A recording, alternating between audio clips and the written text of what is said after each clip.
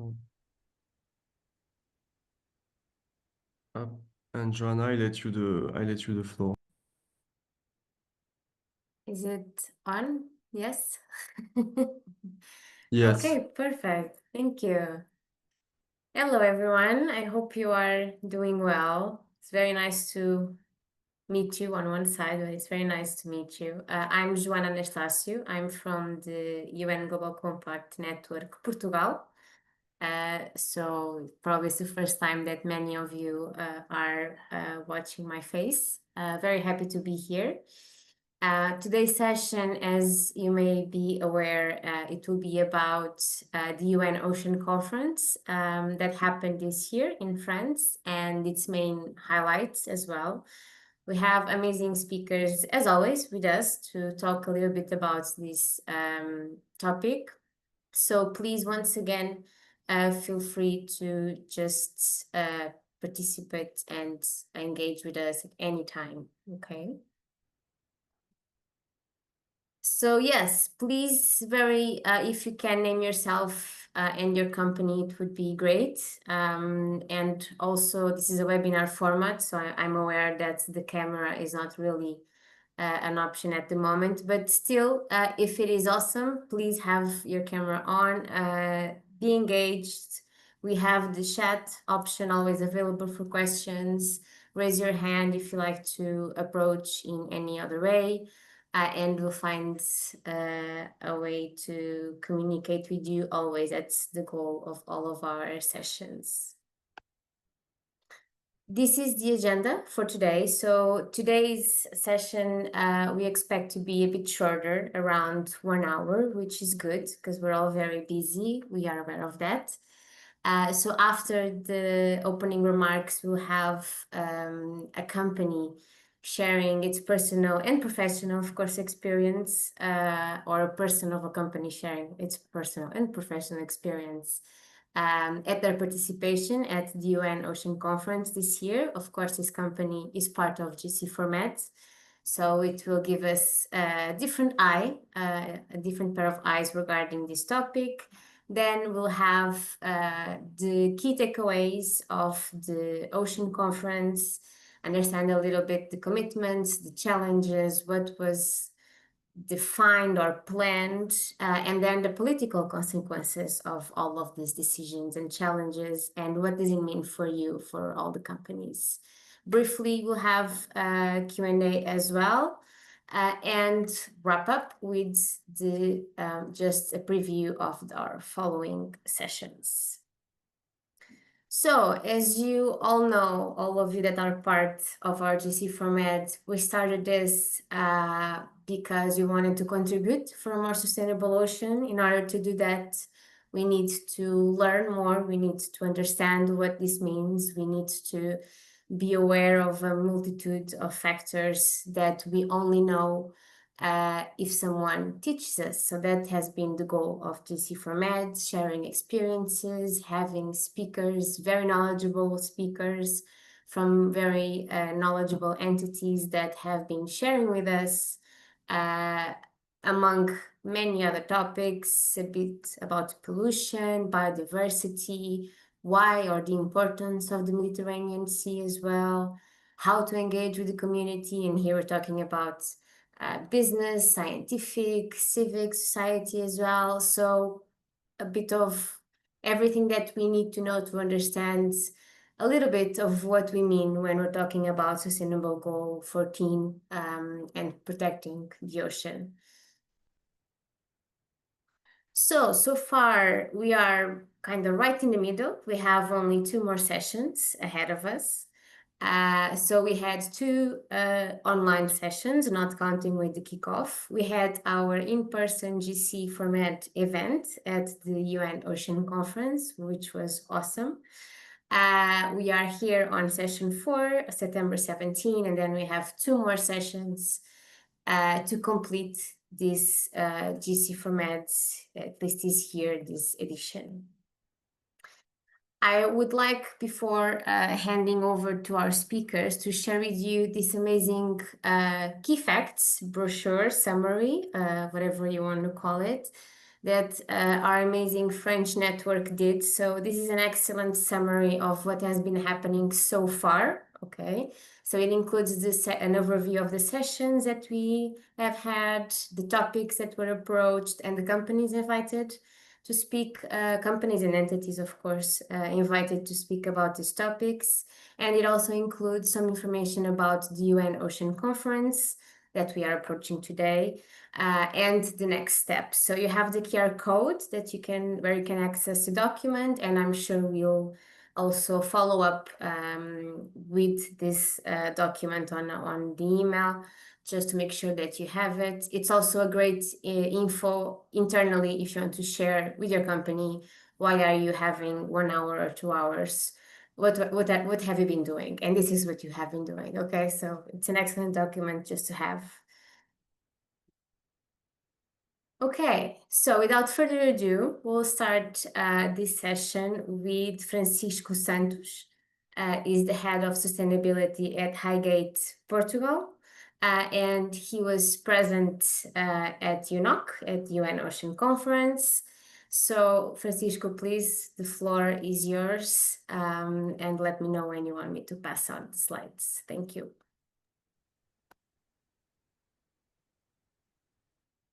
Thank you, Joanna. After this wonderful resume of GC4 Medis, it's my turn to talk a little about our experience on UNOC. I'm representing Highgate Portugal. Is a company on the hospitality company. It was the first time Highgate was on UNOC, and the first time that Highgate Portugal was present in any United Nations conference. We are like a rookie on a big a big world of people talking about the ocean. Our expectations were high, but they were totally exceed. UNOC was amazing in different aspects, on technical, on communication, on how to meeting people that work on with the ocean.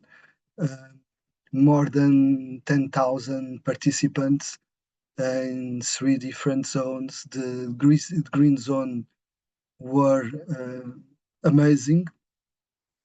We had the opportunity to be on 2 different events. Thank you, Joanna. At the left, it was an event on the green zone. The name is From Nice to Blaine. The idea of this event was to have practical solutions for climate mitigation, adaptation, and energy transition. The side event was moderated by Gabriela from Brazil, United Nations Global Compact Brazil, and we had the opportunity to listen those 2 colleagues, Martin Powell from AXA and Fernando Warenstein for Ocean Pact. I had the opportunity to talk about our community communication strategy and to what on Highgate we are doing on blue economy, our plans to the decarbonization. On right side is the other event. This one was on another place, moderated by Joan Anastácio, with a wonderful job on that.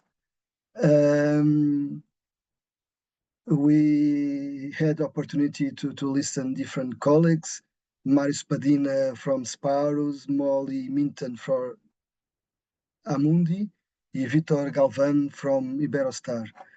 On this event, we can share the partnership that I Get Portugal have right now with CCMAR, with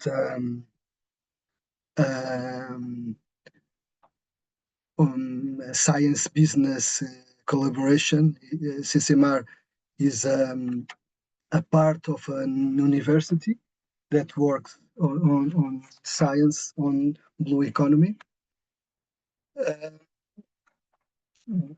Those two events were very important for us, for the opportunity to share what we were doing and to listen what's happened with our different partners. But the insights from UNOC were bigger, much bigger than that. For example, on Green Zone, we had the opportunity, we, my partner Katia, and myself and me, to see different solutions. We saw scientists, companies, with different solutions like cosmetic created from algae, or how to reduce noise on the life of cetaceans, how to regenerate habitats, and how to control plastic pollutions. Green Zone was a world with NGOs, policymakers, scientists, people from business, from different sectors, people from the local communities, mainly French, people from different cultures, from islands on Pacific, from Africa, Asia, from everywhere. It was a beautiful moment, a beautiful week to see people sharing and working on the same way, on the same path. We we are right now on the fourth meeting of GC format. I can probably on at UNOC we saw on practice what we are talking on GC format. It was a very we left Nice inspired with what we saw there. Confidence, lots of people all over the world working on the same direction. Normally on that kind of areas, on sustainability, on working on ocean protection. All of us, I believe all of us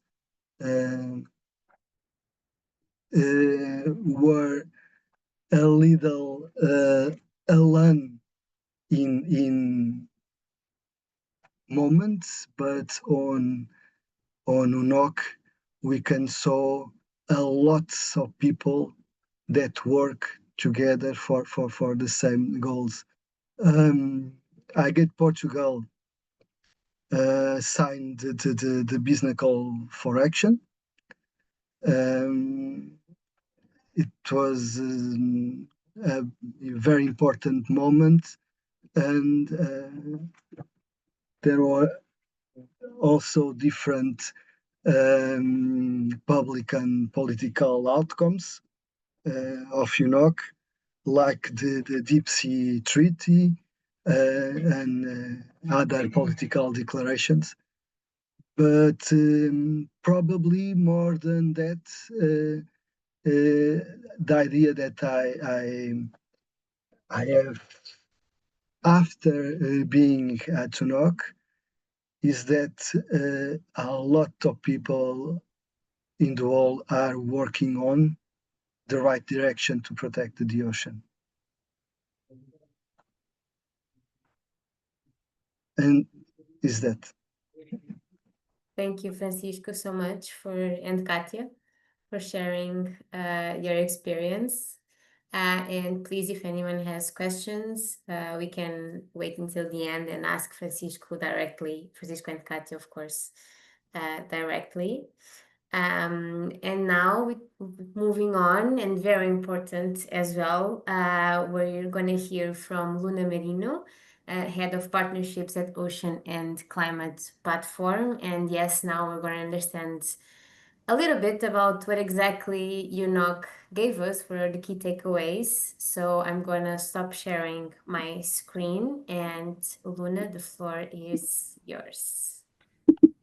Thank you. Can you see my screen well? Perfect. Thank you so much. Hi, everyone. It's a pleasure to be with you today. As Joanna said, I am the lead for strategic partnerships at the Ocean and Climate Platform. But before that, I had another hat because I was seconding the team at the French Ministry of Foreign Affairs working on organizing UNOC. And I worked there for 8 months, and I was in charge of mobilizing civil society ahead of UNOC and during UNOC. So Francesco, it's always a pleasure to hear your kind words about the green zone, La Baleine, as we called it, because that was my baby for the last 8 months. So it's a real pleasure to know that everything that the team put in was a success. So maybe just to kickstart a few words on the Ocean and Climate Platform, because it's not just us, it's actually a network of over 115 members, NGOs, foundations, research institutes, a few actors from the private sector as well. And basically what we do is bridge the gap between science and policy on the ocean, climate and biodiversity nexus. So promoting the ocean as a source of solution for reducing greenhouse gas emissions and for adapting to climate change.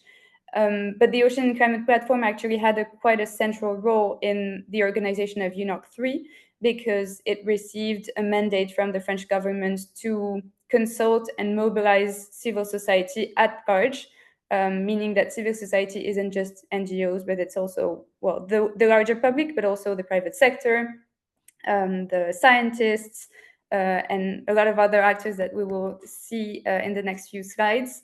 And so the OCP had at heart to really bring together the people, and they actually did a consultation a few months before UNOC. And funny enough, one of the key policy recommendations that emerged from that consultation was that there should be a wider representation of stakeholders at UNOC. And so that really stuck into the mind of the French government, and that made it so that the UNOC, which intrinsically is a political conference, was not limited to politics anymore and was really more open to other spheres and to a more diverse range of actors.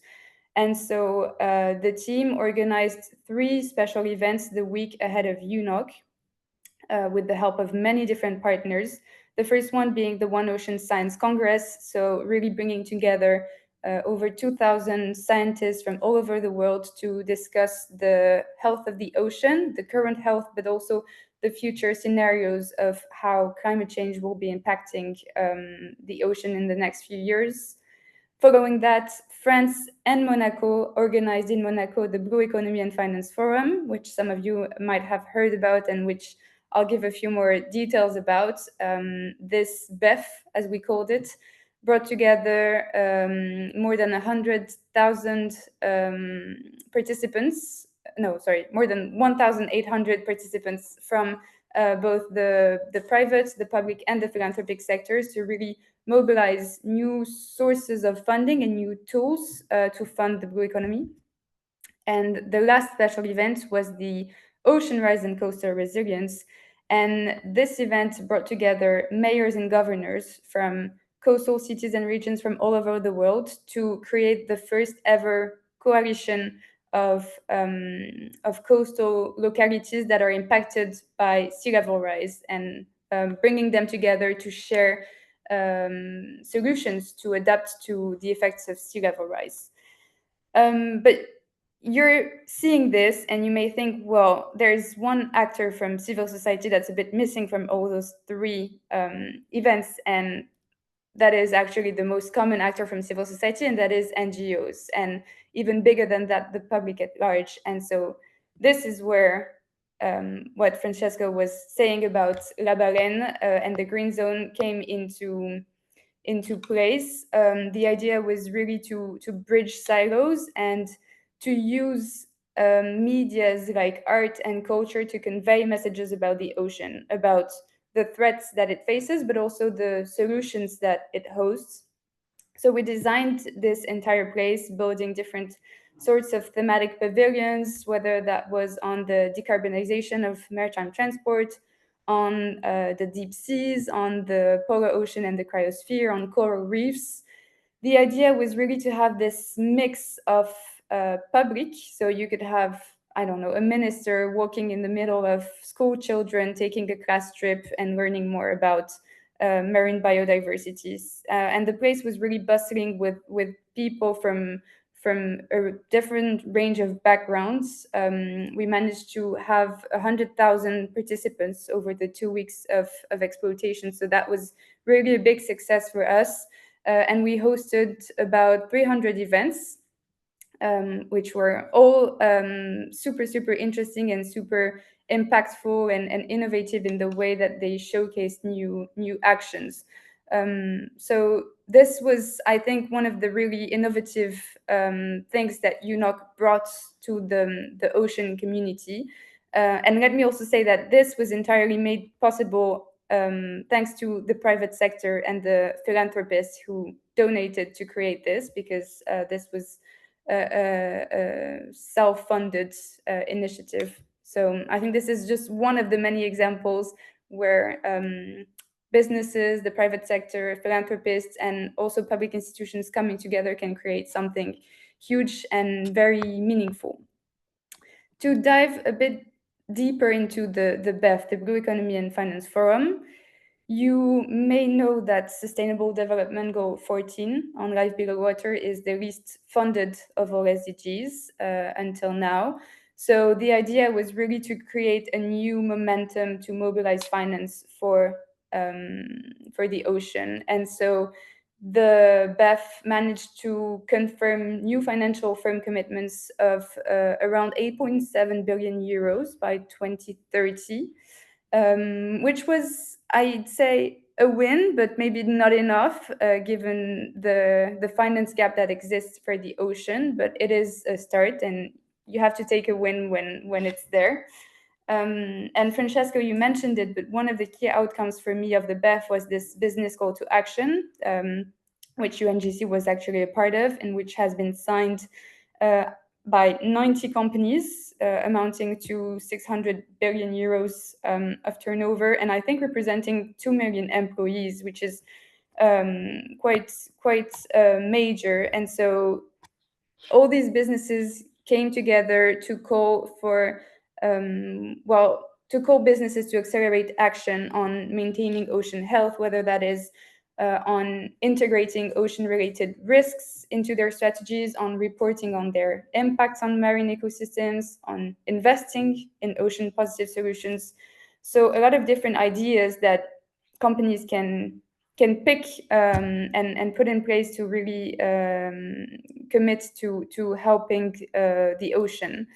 And another initiative that I wanted to highlight is the Ocean Tourism Pact, which was also launched at the BEF and which is actually coordinated by the Ocean and Climate Platform. The pact is really a collective pledge to build a sustainable marine tourism. It was launched by 3 major industry coalitions and a group of pioneering industries, covering the whole spectrum of tourism. So whether that's from booking platforms to maritime transport to hospitality providers. And so for both of those initiatives, I think the challenge now is how do we move forward with those calls, those pacts that have been signed, and how do we create something together that's meaningful and that transforms our commitments into concrete action. And so, for instance, for the Ocean Tourism Pact, the coalitions are now working on setting up a working group with the industries that have joined the pact and drafting a roadmap for what's to come in the next month and how they can come together and create some meaningful change. If you're interested into the Ocean Tourism Pact, please email me. I'll leave my email in the last slide. So these are just some of the initiatives which I think were very, very relevant and have a very interesting future. Maybe to focus a bit on the Mediterranean, because this region was actually one of the key focuses of UNOC being in Nice and Nice being on the Mediterranean Sea. There was a dedicated day to the Med on June 10th, which hosted a summit for a connected Mediterranean. So around 20 heads of states gathered around President Macron to discuss and strengthen cooperation on connectivity, whether that's on land, in the marine area, or digital connectivity. And so there were many new announcements. So I selected a few of them here, but there's a lot of information online about this. But for instance, the European Commission announced a new support from the EU of a bit less than 6 billion euros to the North Africa and Middle East region. The Union for the Mediterranean announced a new contribution to the Blue Mediterranean Partnership and revealed the first 3 projects that will be funded by this partnership. The partnership really invests into sustainable blue economy projects. So I think the 3 projects are, I think, a wind farm in Morocco, a coral reef project, a restoration project in Jordan, and wastewater treatment facility in Egypt. And then a few Mediterranean ports came together and announced collective efforts to decarbonize port infrastructure and maritime transport in the lead up to the COP24 of the Barcelona Convention, which is coming up. So these are just a few examples of how the Mediterranean was really at the heart of the discussions. And then maybe to finish off, I wanted to give a few examples of what NGOs have been doing at UNOC3. So as I said before, the OCP, the platform, had a mandate to mobilize civil society, and in that endeavor, they did for a few months what they called a visioning exercise. So that's really bringing around the table a number of ocean leaders. We call them the Ocean Avengers, and having them imagine what are the desirable futures that we would like for the ocean. And once we have in mind where we want to go, what vision we want to achieve, how can we design pathways that help us reach those futures? And so that came together, and through that, we created an ocean of possibilities, which is a website that I'll share with you all, which explores those bold visions of the future and really helps us to think outside the box. And so we organized an event at UNOC during World Ocean Day to launch the call for action, Our Blue Future. So that call to action was signed by 100 leaders from the ocean community, and was really calling for systemic change and for transformative action to secure a just, a healthy, and a resilient ocean. And I think one of the principles which is the most important in that call is actually that ocean protection should be the norm rather than being the exception, which is the case at the moment. And this ocean protection principle is something that a lot of NGOs are carrying in the political fora. And maybe last but not least, I wanted to mention the Blue NDC Challenge, which is a really good example of how an initiative which is carried by NGOs can be in direct relationship with states and help drive ambition at the highest level.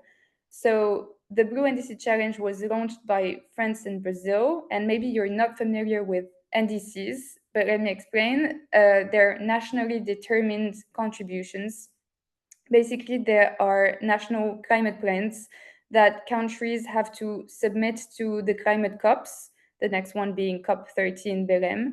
They have to submit them every 5 years to the climate COPs, and this is where they state their ambition and their objectives for the next 5 years in terms of mitigating climate change and adapting to the impacts of climate change. So that challenge really calls on countries to place the ocean at the heart of their climate strategies. And this is extremely important right now because this round of NDC that countries have to submit before Belém in Brazil, they will be the ones that set the tone and the ambition for the 5 years we have left until 2030. And 2030 will be the key milestone as we will have the revision of the Agenda 2030, and we will discuss on what we do with those SDGs, the Sustainable Development Goals. How do we get them to evolve? How do we improve progress? And so those NDCs are essential for moving from the commitments that have been made for the last few years to really creating long-lasting impacts. So I think it was very difficult to choose from everything that's been happening at UNOC. For me, one of the successes of UNOC was really to create that space for civil society to launch and to amplify ambitious initiatives that pave the way for a bluer future. We now have to see whether the momentum that was built in Nice will bear fruits. In my opinion, it's only political will and concrete actions that will tell us, that will show us whether the commitments can be translated into measurable outcomes. What's clear is that there is space for us all, for you, for me, for businesses to play a part in shaping that bluer future. There's a space, and I say there's even a responsibility for us to do so. So I think it's now up to us to really work in making those commitments a reality, in shaping a world where we can put ocean health and human prosperity together, and make sure that those ambitious commitments that were taken in Nice do not kind of fade into well-worded declarations. I think that's my main message, and I'm happy to answer any questions you might have. Thank you so much. Thank you, Luna. That was very clear. Thank you. And I think it also gives us all hope and an idea that what we have been doing, even if it's a little bit at a time, it is working somehow, and we have to keep that in mind. So thank you so much. And any questions for Luna, of course, after the presentation, please feel free to ask. And now, last but not least, we'll have Manala Boudacher, Lead Sustainability Coordinator Office for Sustainability at the Lebanese American University, that will talk to us, try to demystify a little bit about the political consequences and what does it mean for all businesses, for everyone, what was either decided or defined at UNOC. So I'm gonna stop sharing, and Manali, the floor is yours. Yes.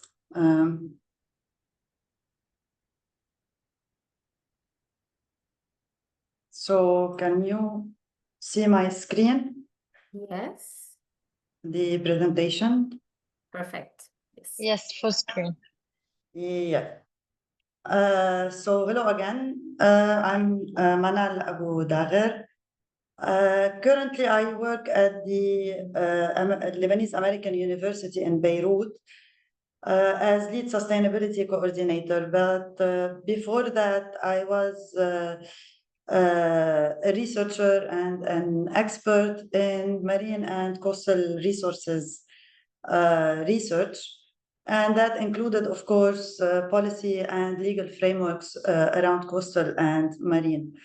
I will not be very specific to the UNOC consequences or implications on businesses, but about all ocean treaties, including UNOC. So what are the political and business risks and opportunities of these ocean treaties?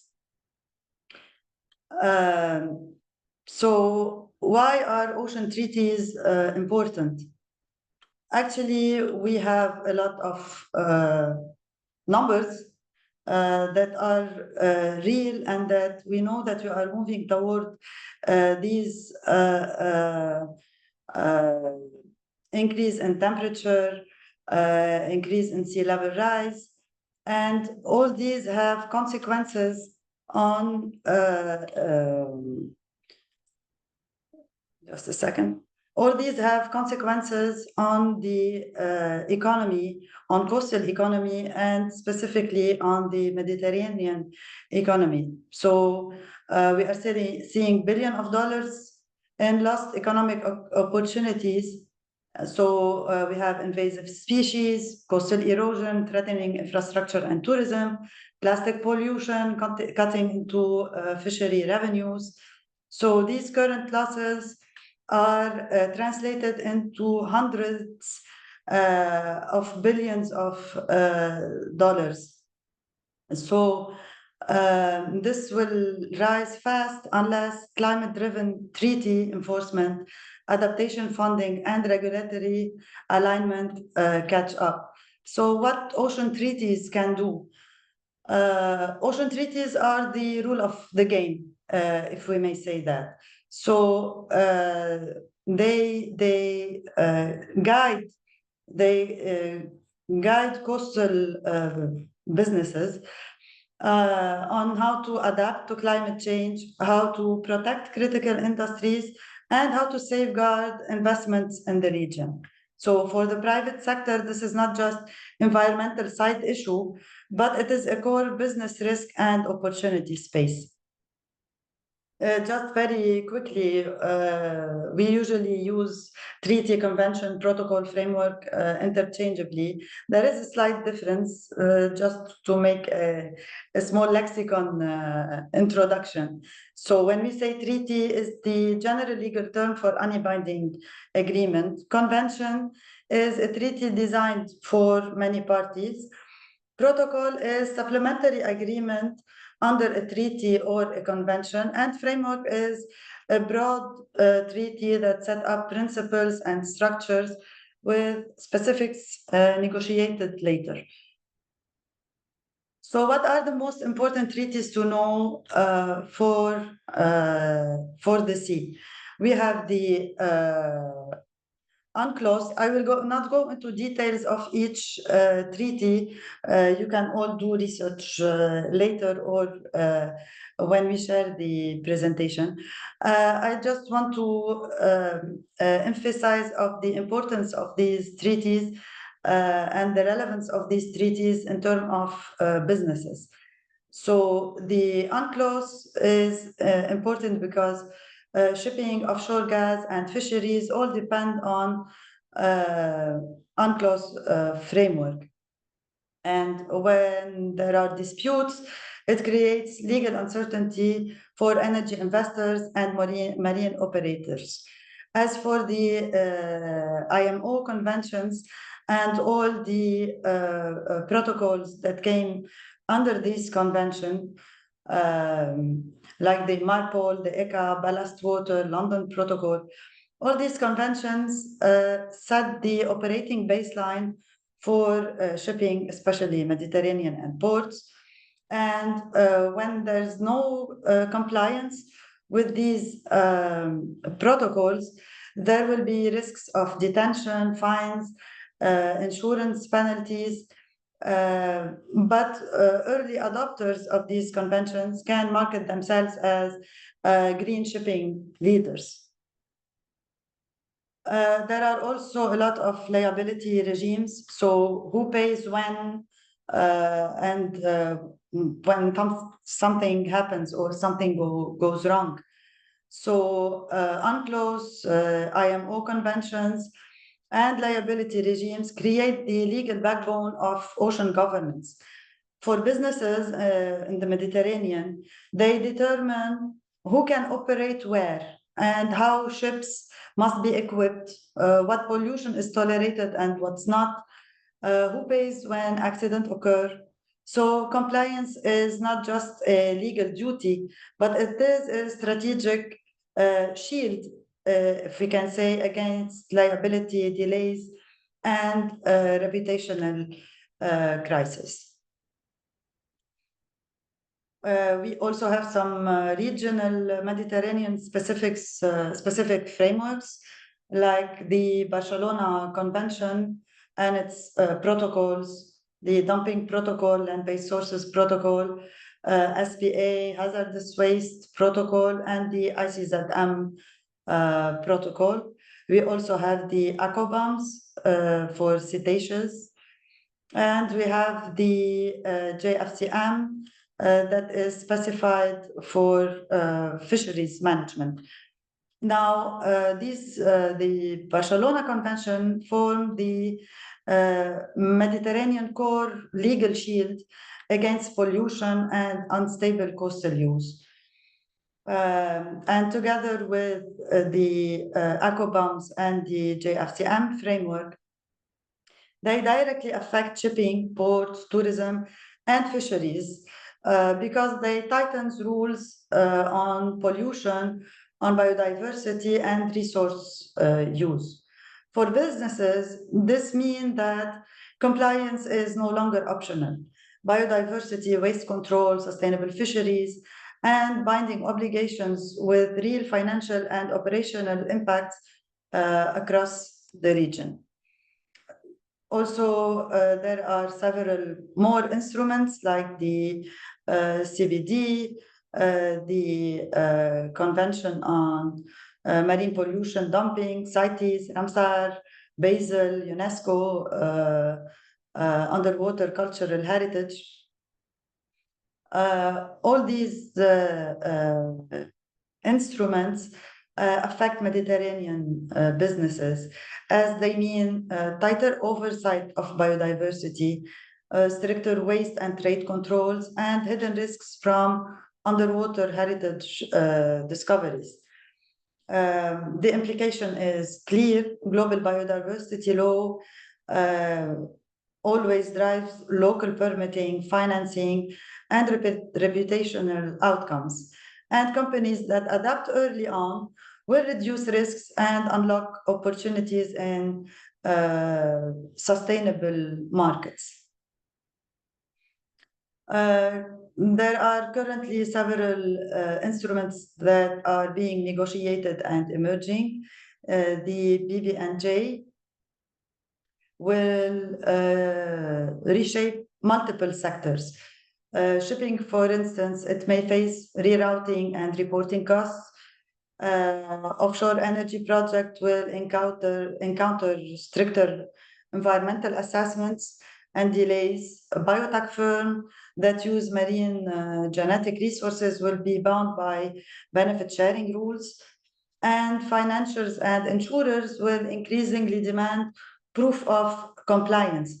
So in short, New biodiversity obligations will translate into higher costs, stricter oversight, and financing conditions for many business operating in or near high seas. Also, we have the Global Plastic Treaties that is currently in negotiations and is expected in 2025. This treaty will tighten controls across sectors. Shipping and ports must prove proper plastic waste handling. Tourism and hospitality will face bans on single-use plastics. Also, manufacturers will bear redesign costs, but innovators in biodegradable alternatives, these will be the new winners. Fisheries will also need to report on recovered lost or ghost gears.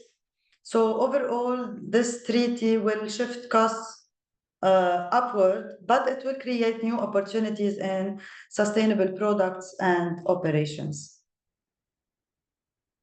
Finally, we have the ISA mining code. This mining will unlock critical minerals for the energy transition, but there are still some legal uncertainties and reputational risks. So until the ISA mining code is finalized, shipping may benefit from new transport demand, but they will face tighter controls, while companies tied to mining will attract heavy ESG scrutiny. For the Mediterranean, there are no direct mining that is planned, but stakeholders will still feel the indirect impact through global supply chains and financial markets. So where do we stand now in terms of all these treaties? As you can see in this graph, it's a small exercise that I did over more than 20 countries around the Mediterranean. So as you can see, most Mediterranean states have already ratified the core ocean treaties. But technical instruments like ICZM, the BWM, and the hazardous waste are not as much adopted around the Mediterranean. And this uneven uptake will create regulatory asymmetry, and it will expose businesses to different costs and risks depending on the jurisdiction. There is a global momentum currently, especially in 2025. We have the Kunming-Montreal Global Biodiversity Framework that is currently being discussed, the BBNJ that will be open for signature in September 2025, and the IMO SOX ECA that entered actually into force in May 2025.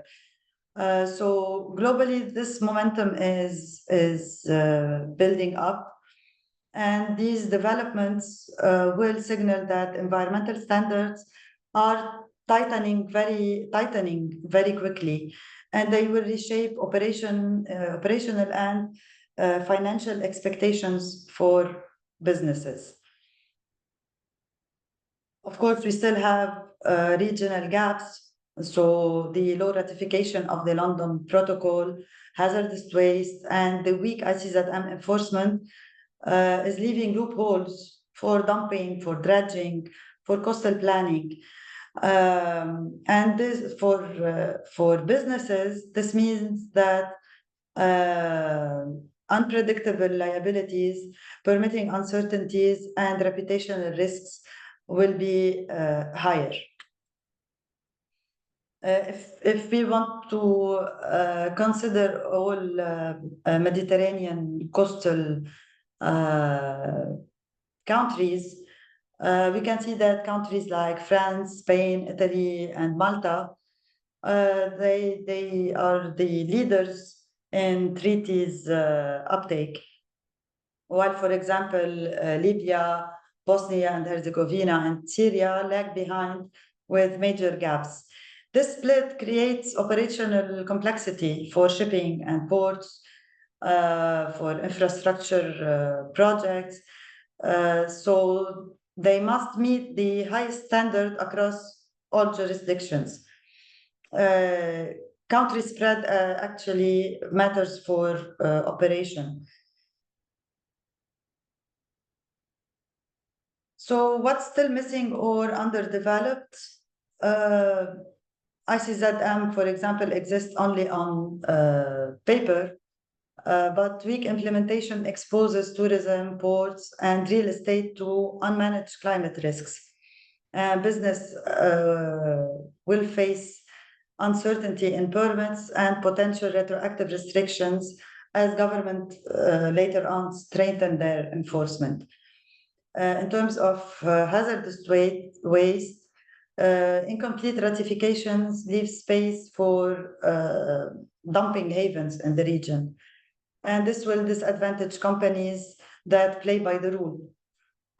Shipping ports and infrastructure firms risk higher cost and exposure if counterparties exploit weaker jurisdiction.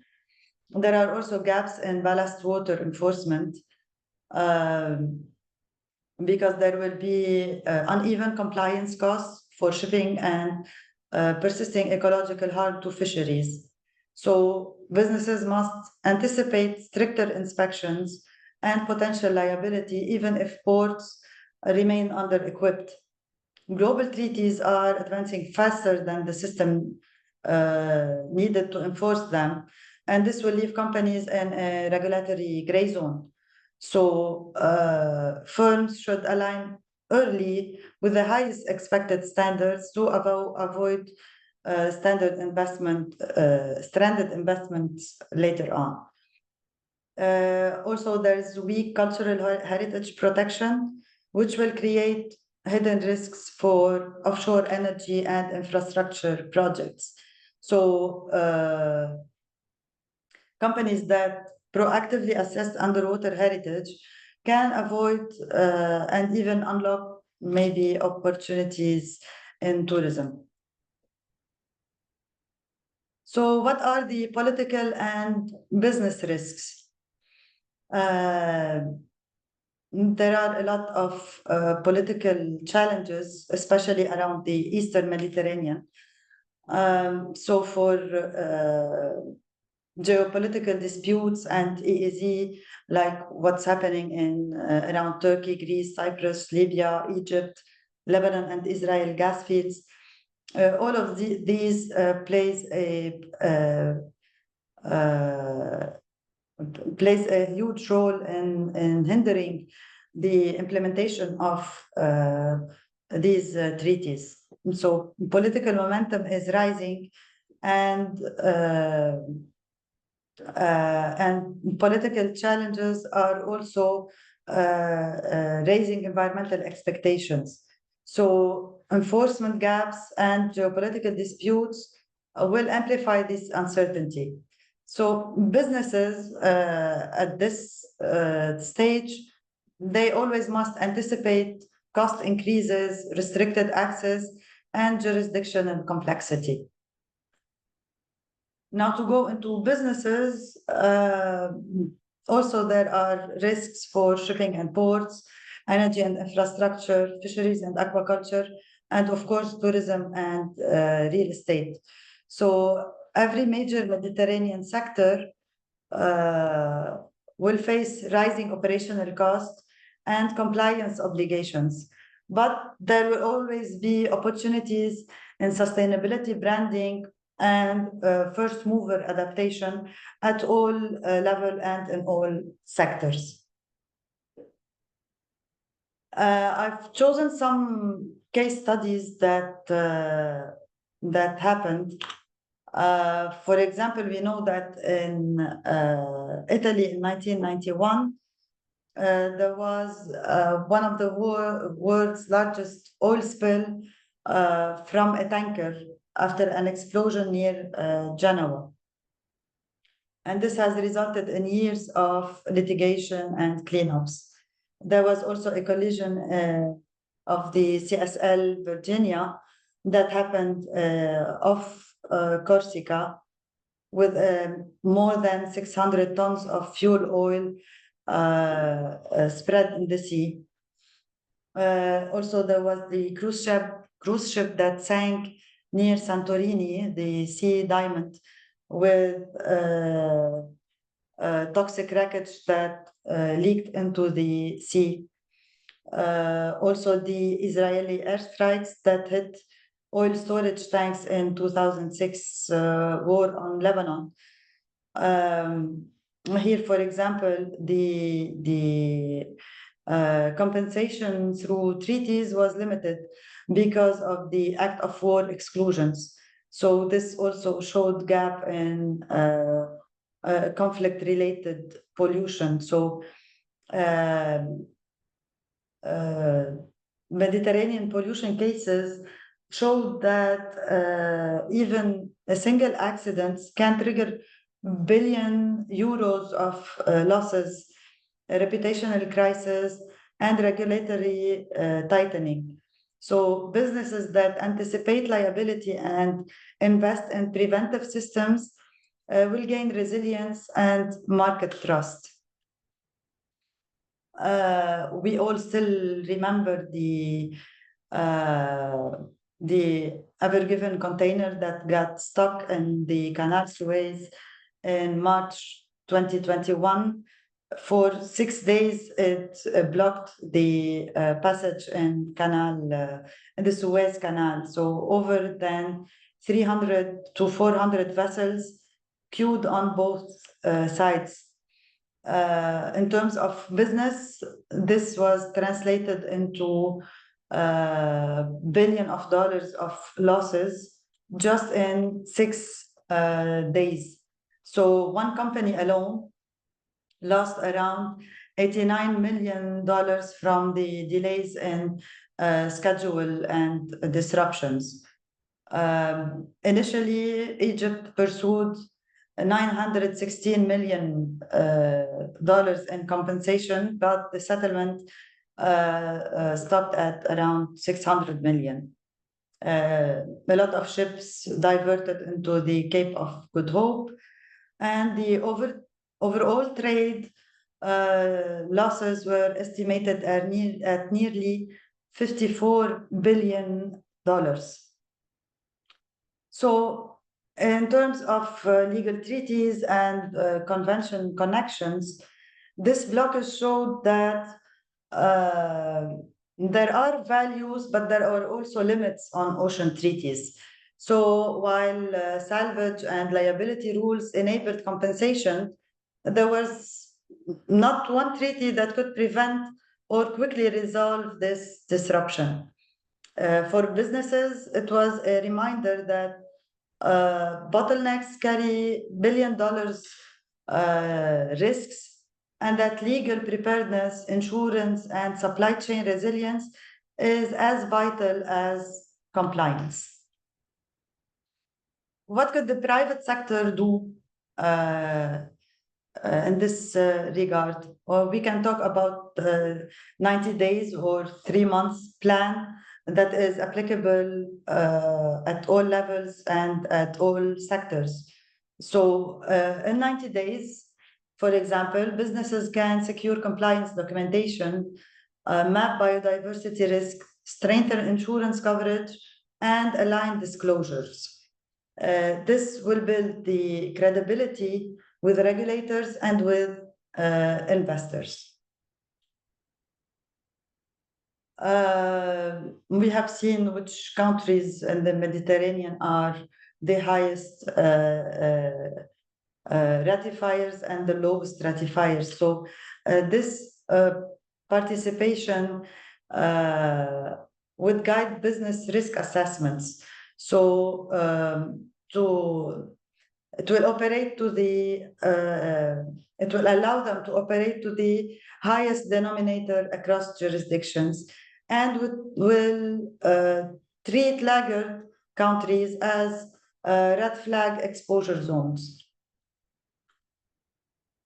So how to align with investor and regulatory trends, aligning early on with investors and, for example, EU regulatory trends is a competitive advantage. Companies that lag will risk losing access to finance, to contracts, and export markets. So in terms of treaties, what to watch next? In 2024, I will not go again into all these treaties, but we can expect operational adjustments once BBNJ enters into force.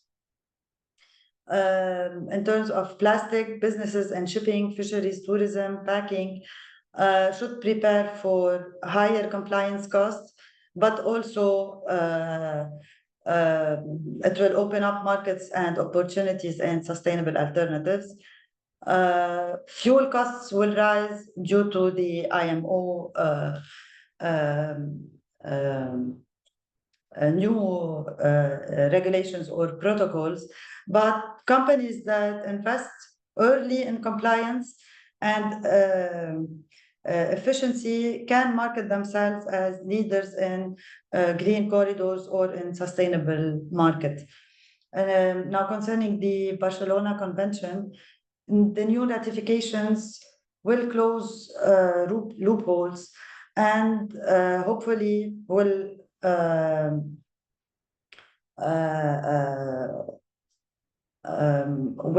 offer more opportunities for countries or businesses that are already complying with these protocols. I will not go and talk again about the UNOC3, but we have also the COP30 that will be in November in Brazil. So what to expect after these two major conferences? So actors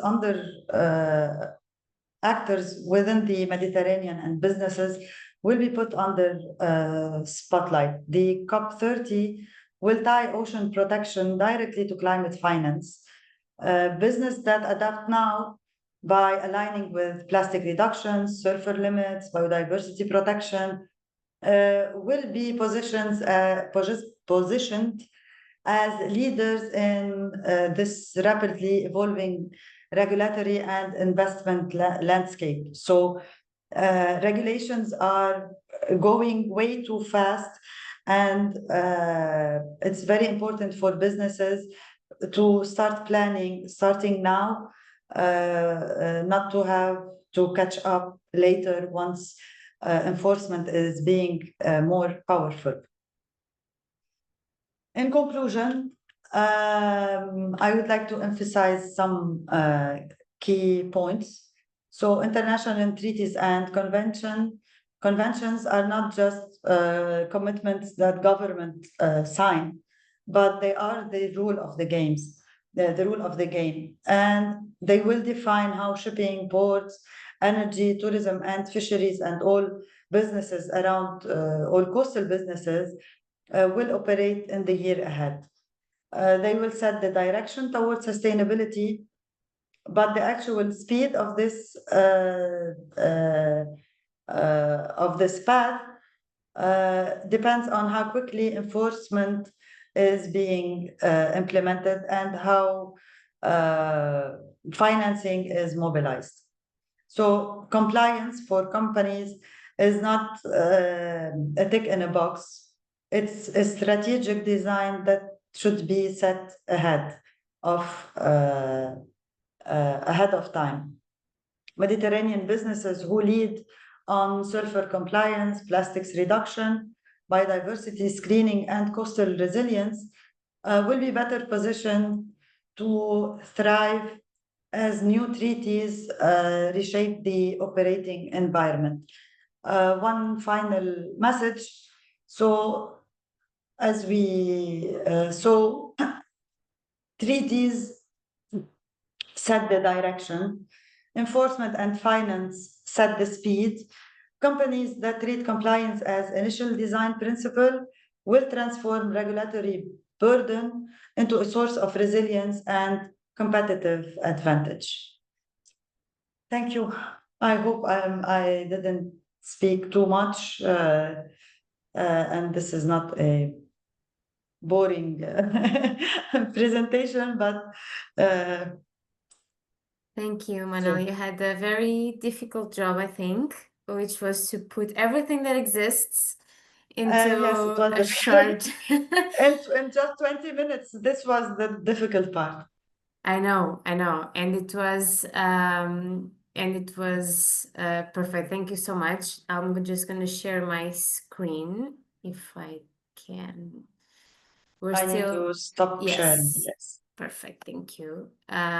Once again, we are entering the Q&A if you have any questions. We know this is a lot of information, but probably some that you already knew, others that you didn't know. That's why we're having this session, first of all. But I think Manali explained quite and linked and identified the main issues that we have been struggling with over the years, and that, of course, were very present during the UN Ocean Conference and will be present during the COP30 in Belém for sure. Without further ado, so we have 2 more sessions, okay? So the next session will be on October 22nd.